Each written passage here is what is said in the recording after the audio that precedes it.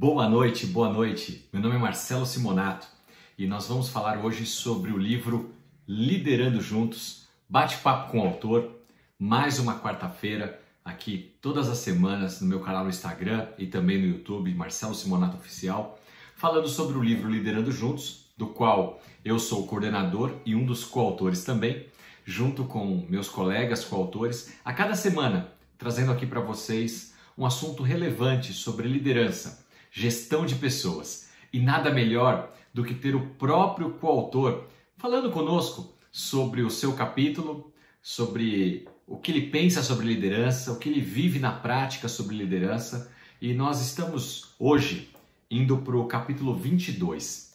São 35 capítulos e eu quero contar um pouquinho para vocês, antes de abordar efetivamente o capítulo 22, a história desse livro. Esse livro ele surgiu de uma conversa minha com a editora Literari, ainda no ano passado, 2019, ali entre agosto e setembro de 2019, a ideia de escrever um livro de liderança, juntando coautores profissionais, líderes em suas empresas, sejam como empresários ou como executivos, que pudessem falar sobre liderança e trazer um conteúdo que fosse relevante, não apenas acadêmico, mas também um conteúdo que fosse prático, para que você pudesse colocar no seu dia a dia também. Eu aceitei o desafio e comecei então a busca por coautores, por pessoas da minha confiança e que eu teria certeza de que trariam esse conteúdo que nós abordamos no livro Liderando Juntos. Ao final de dezembro, nós tínhamos então esse seleto grupo de coautores definidos, cada um com a sua temática, e nós demos um desafio para cada um deles, escrever o seu capítulo até o final de abril. 4 meses para escrever um capítulo. Para alguns pode ser algo muito fácil, para outros, especialmente uma primeira experiência escrevendo um livro, pode ser algo difícil, mas o fato é que todos cumpriram a sua meta, ali entre março e abril agora do começo de 2020, escreveram seus capítulos. E nós tínhamos então a ideia de lançar o livro, como projetado no nosso fluxo, no final de junho. Era a nossa perspectiva.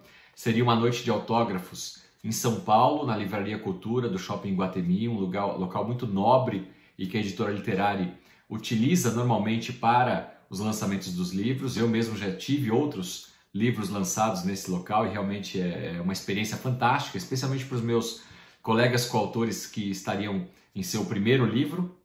Mas aí vem a pandemia. Aqui no Brasil, passado o carnaval, ali, princípios de março, começo de abril, não sabíamos muito bem como seria isso, como é que vai ficar o lançamento do livro. Calma, ainda é abril, vamos ver, acho que isso vai se resolver ao longo de maio.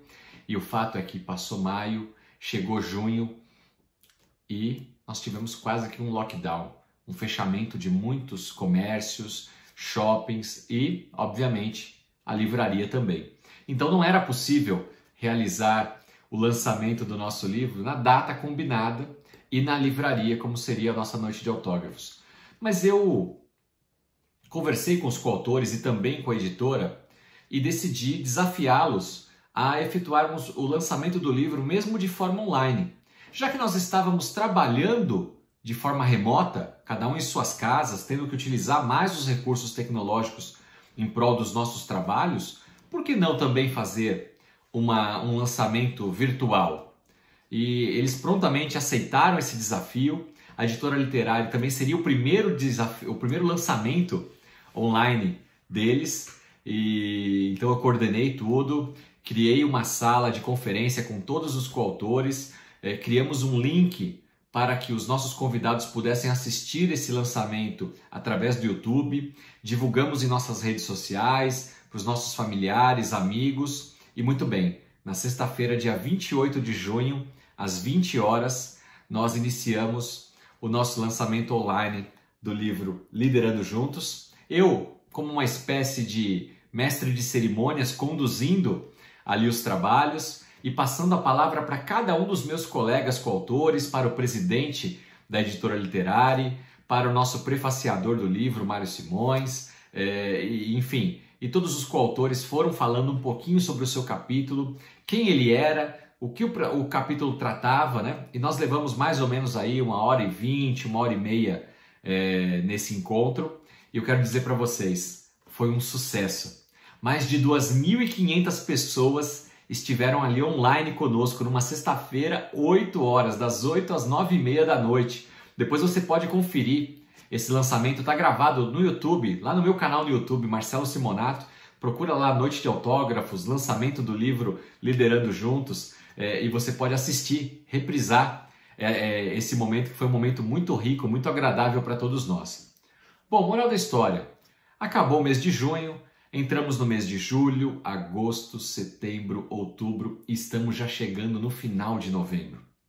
Eu fiz uma segunda proposta para os meus colegas coautores, que a partir do lançamento do livro, a cada semana, a partir de julho, eu estaria aqui no Instagram e no YouTube com um vídeo conversando com você na sua casa sobre o livro Liderando Juntos e trazendo um capítulo por semana, junto com o coautor que estaria falando sobre aquele capítulo. Começamos com o capítulo 1, depois fomos para o capítulo 2. Eu gostaria até de rapidamente citar aqui para vocês os capítulos e honrar os meus colegas coautores que já estiveram conosco até agora.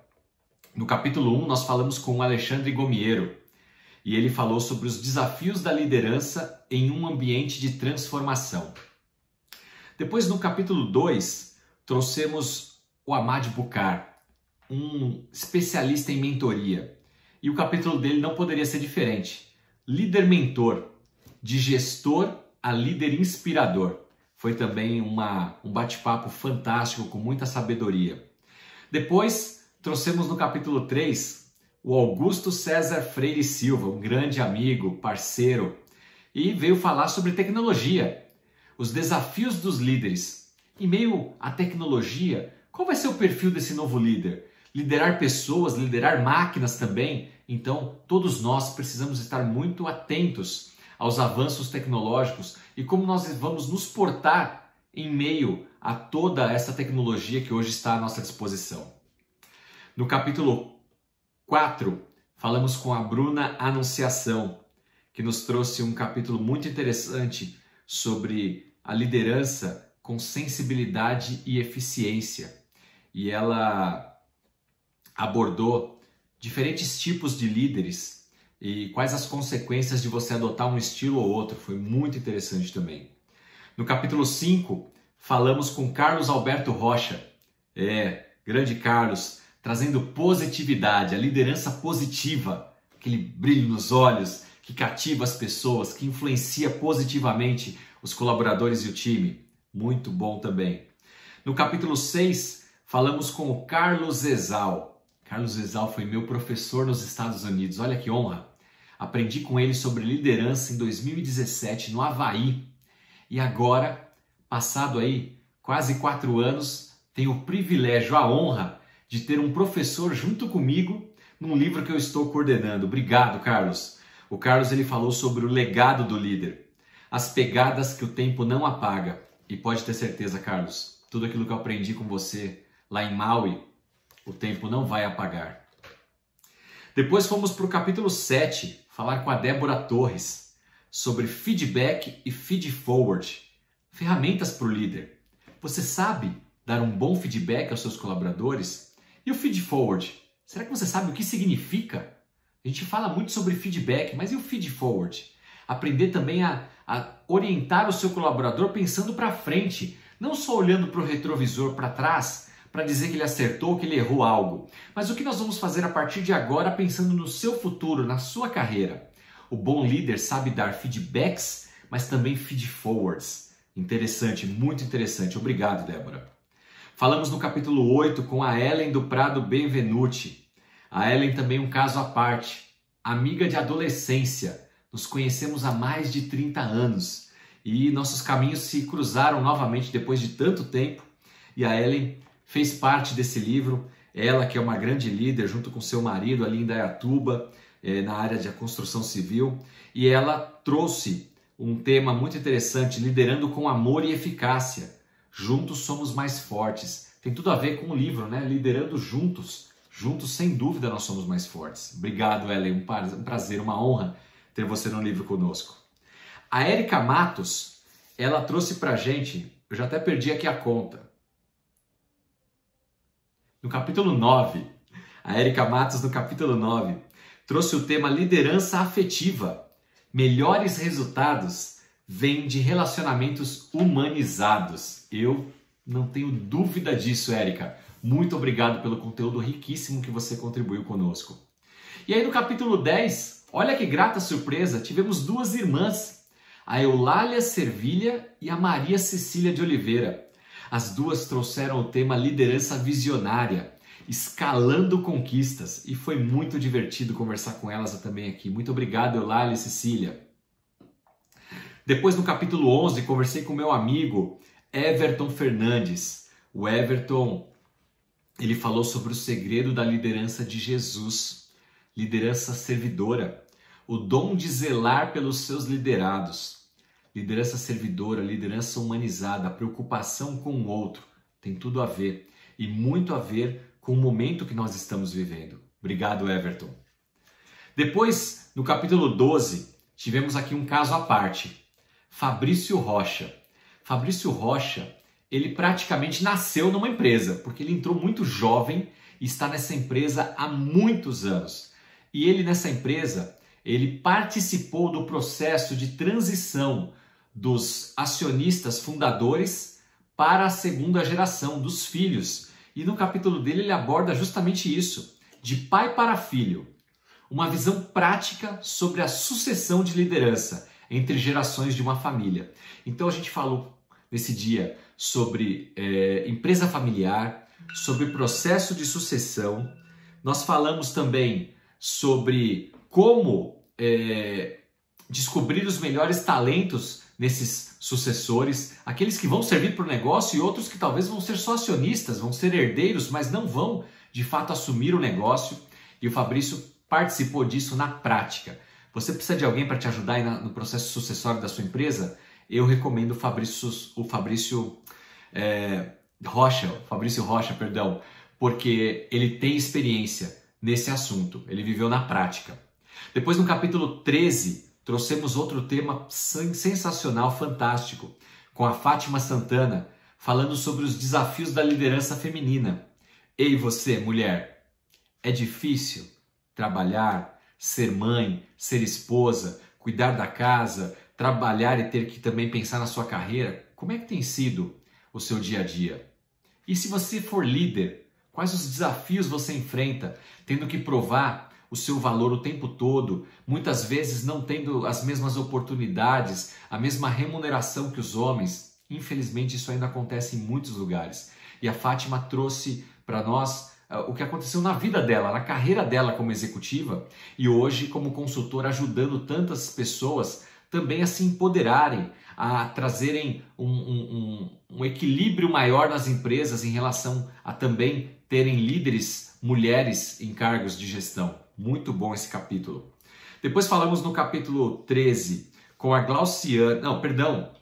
com o Francisco de Assis das Neves Mendes. O Francisco estava lá no hotel no dia, a internet falhou, problemas de conexão, você deve me entender bem como é isso. Mas a gente falou sobre liderança servidora e humanizada. Nós unimos o que antes o Everton tinha falado dessa liderança servidora com aquilo também que já havia sido falado sobre a liderança humanizada nos capítulos anteriores. Então foi um capítulo complementar que trouxe aí a união da servidão, do serviço, do ajudar o próximo, seus colaboradores e também ser humano. Obrigado, Francisco. Aí sim, depois nós seguimos para a Glauciana. A Glauciana, ela já no capítulo 15, Glauciana Gomes Soares, ela falou sobre o papel da liderança no processo de engajamento. Engajamento de um time. Redução de turnover, de saída de colaboradores. Tem tudo a ver com o papel do líder. As pessoas não deixam a empresa por salário, não deixam o CNPJ, mas elas normalmente deixam o seu líder, porque essa pessoa não está gerindo bem as pessoas. Então você executivo, você gestor de empresa, você acionista, está tendo muita rotatividade em algum departamento, preste atenção no líder, para ver se esse líder é um líder que engaja o time, ou é um líder que está sufocando, está matando a equipe. Você pode estar tendo um problema com o líder e precisa olhar isso, porque ele deve fazer parte desse processo de engajamento. Depois nós tivemos o capítulo 16 do Guilherme Ferrari, falando das leis da liderança eficaz. Nós tivemos o capítulo 18 da Isabel Arias. A Isabel, nós também nos encontramos agora nesse livro, mas nosso caminho já havia se cruzado no passado. A Isabel, por muitos anos, ela foi a responsável pela área de recursos humanos das empresas do Roberto Justus. Você deve conhecer o Roberto Justus. E esse que vos fala, um dia, lá em 2000 e pouquinho, 2004, 2005, participou das seletivas do programa O Aprendiz. Eu participei das seletivas do programa Aprendiz, entre 15 mil candidatos, fiquei entre os 40 e, infelizmente, por conta de uma resposta, eu não entrei no programa que meu colega Porcel acabou sendo o vencedor. Mas a Isabel participava naquela época do júri, da bancada. E olha só, quanto tempo depois, eu já hoje um executivo, um escritor, um palestrante, naquela época eu nem pensava nisso. Mas o mundo dá tantas voltas e viemos a nos encontrar mais de 15 anos depois, né? E poder relembrar dessas histórias de o que acontecia ali no programa Aprendiz, do qual eu, mesmo não tendo entrado, aprendi muito, especialmente ao não ter sido um dos escolhidos para efetivamente entrar no programa, a resposta que me tirou da seletiva serviu de lição para mim. Foi o dia que eu disse que não sabia dizer não. Aquilo me tirou do programa. Como você pode ser um executivo, um líder, um grande profissional, se você tiver dificuldade de falar não às vezes? Não como pai, não como marido, não como colega de trabalho, não como um amigo. Nós temos que falar não. O não, ele não é um problema em si. A questão é como falamos o não, o porquê falamos o não. E eu tinha, de fato, naquele tempo, há 15, 16 anos atrás, dificuldade de dizer não. Eu ficava com dó das pessoas. Eu vou dizer não para isso, coitado. Ficava sem jeito. E hoje eu costumo dizer que é muito difícil tirar um sim, porque a pessoa tem que me convencer. Eu não tenho nenhum problema em dizer um não, porque eu entendo que um não, eu não estou maltratando ninguém, mas eu estou pensando de forma mais globalizada, mais estratégica no tema. Não estou focado apenas naquele pedido, e sim no que pode acontecer em volta de um sim relacionado a alguma coisa que eu preciso responder. Aprendi muito com aquele não. Seguimos aqui para o capítulo seguinte, falando com João Carlos Monteiro. Falamos sobre liderança de resultados, questão de atitudes. Foi realmente fantástico. O João é um profissional extraordinário. Depois falamos com o Leonardo Nogueira de Moraes, sobre liderança de forma colaborativa, tudo a ver com engajamento, com liderar juntos, o tema do nosso livro. Propósito, inclusão que gera inovação. E ele trouxe aqui a experiência também profissional dele nesse sentido, de incluir as pessoas na discussão dos problemas para gerar melhores resultados, inovação, mudança de mindset. Foi realmente muito rico. E a Lu Brito, que já está comigo aí em mais de um livro, falando sobre liderança, a sutil arte de transformar diferentes perfis e gerações em talentos complementares. Ela deu um spoiler aqui sobre um tema que nós vamos falar mais para frente, que é a questão da divergência entre gerações. Baby Boomers, geração X, Y, Z, agora Alpha. Cada uma nasceu e aprendeu algo dos seus pais e traz isso enraizado na sua essência. Como misturar essas gerações e tirar o melhor proveito de cada uma delas? Todas têm pontos positivos, como também tem pontos a melhorar. Tem as suas debilidades, né? Então, um gestor que tem pessoas em todas essas gerações tem e deve aprender muito com todas elas e fazer com que elas se relacionem bem também para extrair o máximo de todas as gerações. Obrigado, Lu.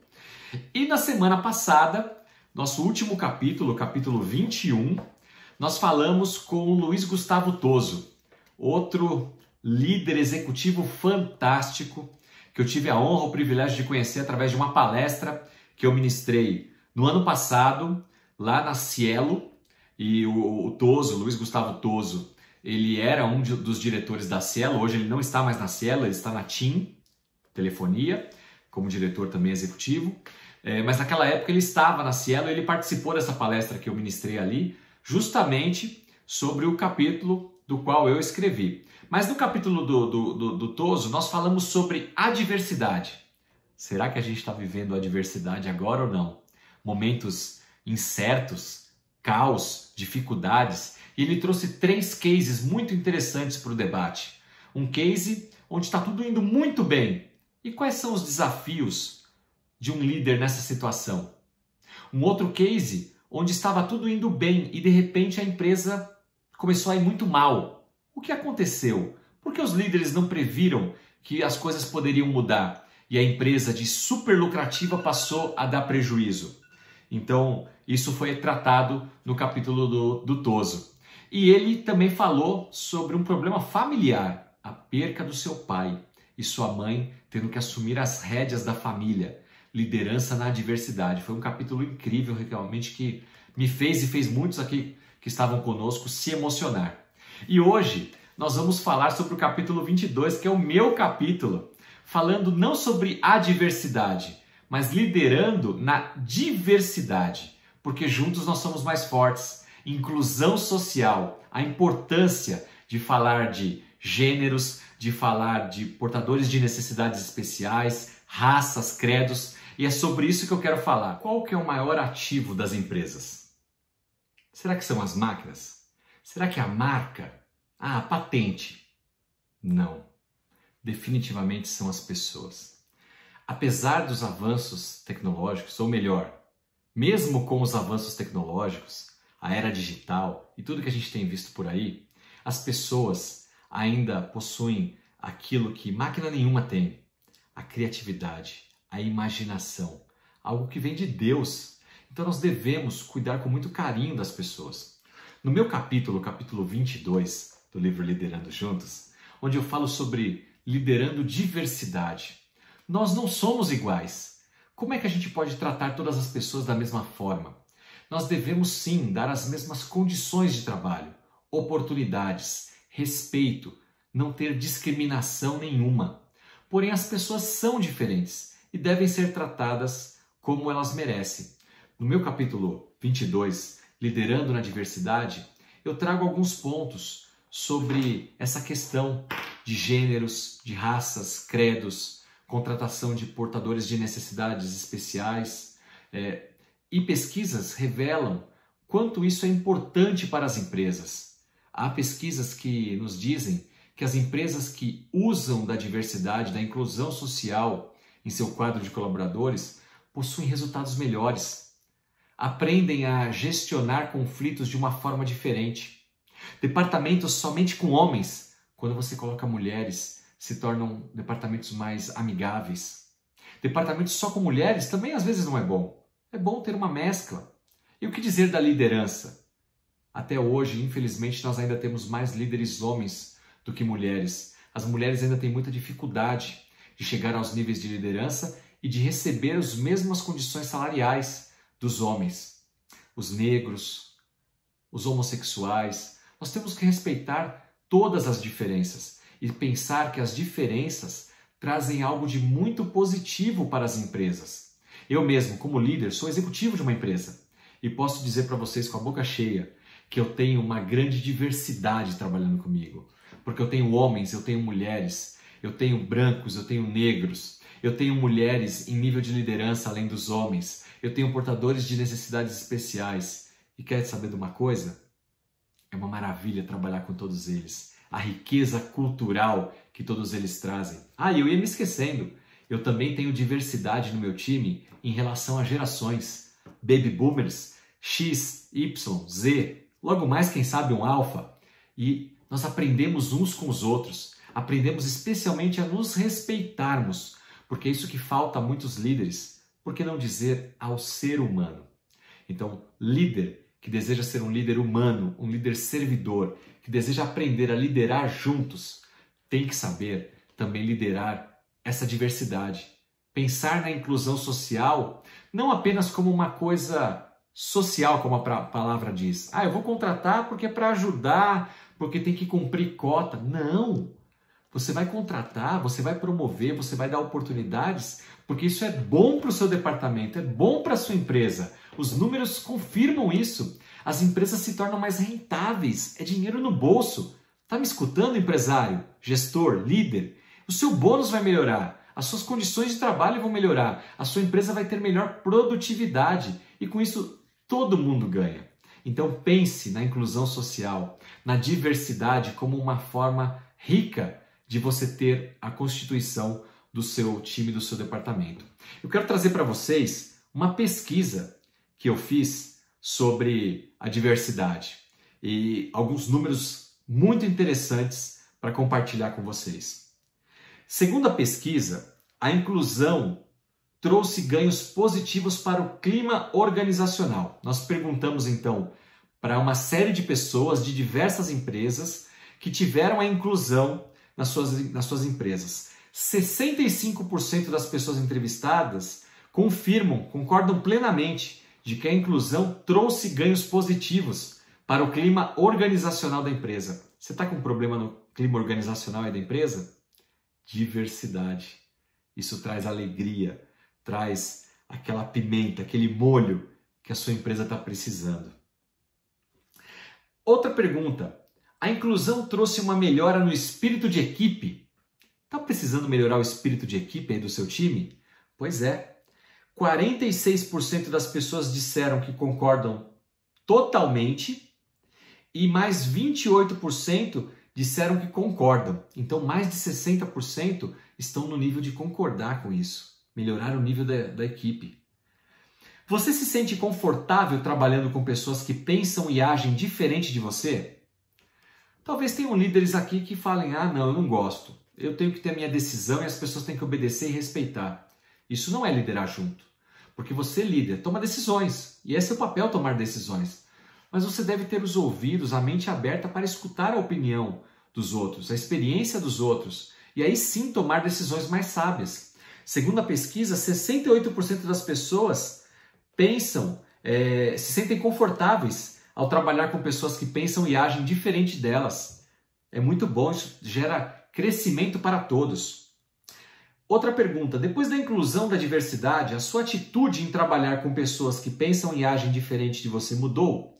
Então aquele que não queria de jeito nenhum, mas foi forçado a trabalhar com alguém que não era da geração X, que não era branco, que não era um homem, enfim, teve que trabalhar talvez com um idoso, com um jovem, com uma mulher, com um negro, com uma pessoa que professa outra fé, não sei, alguma diversidade. Ele não queria, mas acabou tendo que trabalhar.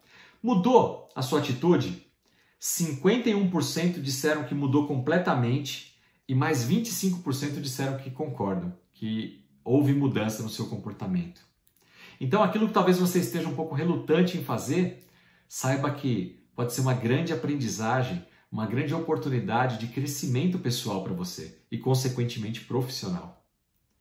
A inclusão possibilitou uma experiência profissional que gerou aprendizagem para a sua vida? Olha aí a pergunta. 65% das pessoas disseram que concordam plenamente, reviram os seus valores, começaram a dar valor para coisas que antes passavam batido. Sua mente se tornou mais aberta e flexível após a adoção da inclusão e da diversidade? 67% entendem que tem agora uma mente mais aberta, mais flexível. Você está precisando ser um pouco mais flexível? É muito intransigente? O que eu sei é o que eu sei, é o que está valendo? Não. Quebra de paradigmas. O que valia ontem talvez não vale mais hoje. Nós precisamos aprender coisas novas. Talvez precisamos desaprender algumas coisas para sobrar espaço aqui no HD para você aprender, reaprender de um jeito diferente, de um jeito novo. 67% dizem que se tornaram pessoas mais abertas e flexíveis. Você considera ter aprendido algo novo após a inclusão da diversidade em sua empresa? 72% das pessoas dizem que aprenderam algo novo. Está buscando novos conhecimentos? Esse conhecimento ele pode estar numa graduação, num curso, mas ele está mais próximo de você do que você imagina. Ele está ao seu lado. do colega de trabalho, que tem uma experiência de vida diferente de você. Quer aprender sobre tecnologia? Você não tem muito familiaridade com a tecnologia? Os jovens dão um banho nisso. Quer aprender sobre como lidar com as crises? Converse com os mais experientes, já passaram por tantas crises. Essa é mais uma que nós estamos vivendo, que eles já enfrentaram outras. Não estou dizendo da crise da pandemia, mas da crise econômica, da crise política. Eles já viveram várias. Então aprenda com o aprendizado que os outros têm, com a experiência que os outros têm. E por último, a inclusão gerou aprendizados pessoais para você? 71% também confirmam que houveram aprendizados não só de caráter técnico, profissional, mas também pessoal. Você cresce como profissional, mas você cresce também como ser humano, aprendendo a respeitar as diferenças. Todo mundo cresce, isso ajuda, e por isso que as empresas melhoram sua produtividade, sua rentabilidade. Uma forma de fazer com que as pessoas trabalhem juntas, como é o tema do nosso livro Liderando Juntos, é definir propósitos, pontos em comum, onde todos possam sonhar o mesmo sonho, possam buscar as mesmas metas. E aí sim, líder, depende muito de você. Você tem um sonho, ou você conhece o sonho da empresa, o propósito da empresa. Traga os seus colaboradores para viver esse sonho junto com vocês. Engaje todos em termos desse propósito. Será que é o crescimento da empresa? Compra de alguma outra empresa? Ampliação, abertura de uma filial, de uma nova loja? Criação de um novo produto? Aumento do faturamento, do número de colaboradores? Qual o sonho, qual o desejo de vocês? Faça com que todos os colaboradores estejam engajados com esse mesmo propósito.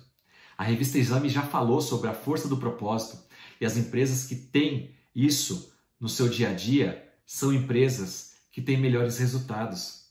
Propósito dos indivíduos, propósito dos departamentos e propósito das empresas. Todo mundo engajado, buscando cada um resolver os seus próprios propósitos, mas o propósito como um todo.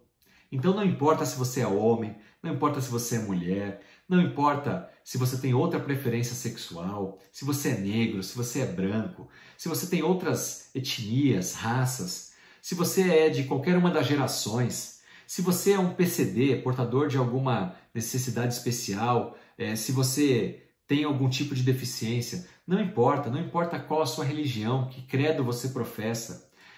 O importante é que todos nós somos seres humanos. Nós temos muitas coisas iguais e às vezes nós nos separamos por pequenas diferenças. Só que essas pequenas diferenças, essa diversidade, ela é rica e juntos nos tornam mais ricos ainda. 1 mais 1 não é 2, é exponencial, pode ser 3, 4, 5. E eu quero fechar aqui esse vídeo com uma frase que é de um provérbio africano que diz o seguinte, que sozinho eu consigo talvez ir mais rápido, mas é junto com outras pessoas diferentes de mim que nós conseguimos ir mais longe, perdurar, coexistir, prevalecer. Portanto, líder, gestor, empresário, você que deseja que a sua empresa continue crescendo, que você na sua carreira continue crescendo e que pessoas que trabalham com você também continuem se desenvolvendo e sejam os futuros líderes, que todos possam crescer e ganhar junto com isso, lembre-se disso. Lidere junto e use a diversidade, a inclusão social a seu favor, a favor da sua empresa. Meu nome é Marcelo Simonato e esse foi mais um bate-papo com o autor, hoje comigo mesmo, autor do capítulo 22 do nosso livro Liderando Juntos. Eu espero você na semana que vem, na quarta-feira, às 18h59, aqui no meu canal no Instagram e também no YouTube, com mais um capítulo falando de liderança e de gestão de pessoas. Uma boa noite a todos vocês e até a próxima. Tchau, tchau!